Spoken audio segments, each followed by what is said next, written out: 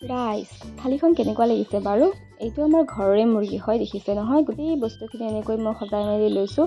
আলুখিনি মই আগতীয়াকৈ ফ্ৰাই কৰি ল'ম, ভাল লাগে মোৰ। তেল দিছোঁ, পিঁয়াজ দিছোঁ, আদা নহৰু দিছোঁ, বিলাহী দিছোঁ। গোটেই মছলাখিনি অকণমান পানী দি পেলাই মিক্স কৰি পেলাই মই লৰাই দিছোঁ। এয়া ৰঙা হোৱালৈকে ভাজিছোঁ। তাৰপিছত মাংস দি দিছোঁ।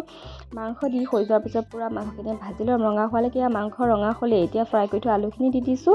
আলুখিনি দিয়া হৈ যোৱাৰ পিছতে গৰম পানী ঢালি দিলোঁ। মাংস উতলিব এতিয়া। এয়া দেখিছে মাংস উতলিলে আমাৰ। এতিয়া আমি গৰম মছলাখিনি দি দিছোঁ। তাৰ ওপৰত অলপমান ধনিয়া দি দিছোঁ। ধনিয়া হৈ দি দিয়াৰ পিছত আমাৰ হৈ গ'ল। এতিয়া আমি পোলাও কাৰণে আগবাঢ়িছোঁ। পোলাও কাৰণে পোলাও লৈছোঁ। বাকী যিমানখিনি বস্তু লাগে আমি গোটেইখিনি বস্তু ইয়াত সজাই লৈছোঁ।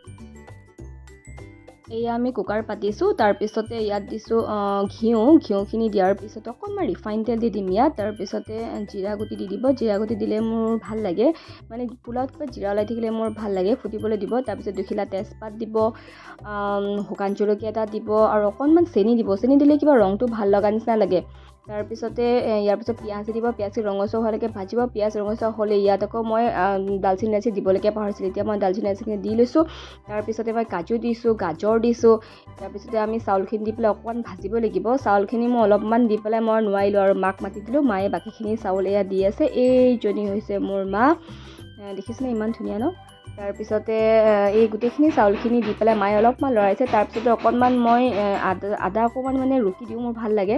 তাৰপিছত কুকাৰটো মাৰি দিছোঁ, চিটি মাৰিলে হৈ গ'ল। তাৰপিছত মাংস ফ্ৰাইখিনিৰ কাৰণে গোটেইৰ লগত ইয়াত গোটেই বস্তুখিনি মই সজাই লৈছোঁ।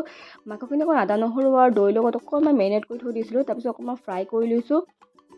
ফ্ৰাই কৰাৰ পিছত আলুগুটিখিনিও মই ফ্ৰাই কৰি লৈছোঁ।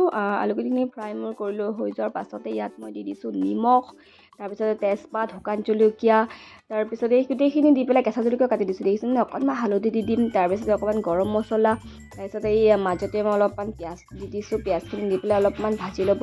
তাৰপিছত অকণমান বিলাহীও দি দিছোঁ। এনেকৈ মানে ভাজি খালে ভাল লাগে। তাৰপিছত সেই মিক্সাৰখিনিতে থাকি গৈছিলে, তাত অকণমান পানী দি পেলাই মিক্স কৰি পেলাই ইয়াতে আমি দি দিছোঁ। এই মিক্সাৰখিনি দিয়াৰ কাৰণে যে ইমান ধুনীয়া হৈছিলে নহয় খাবলৈ নহয়।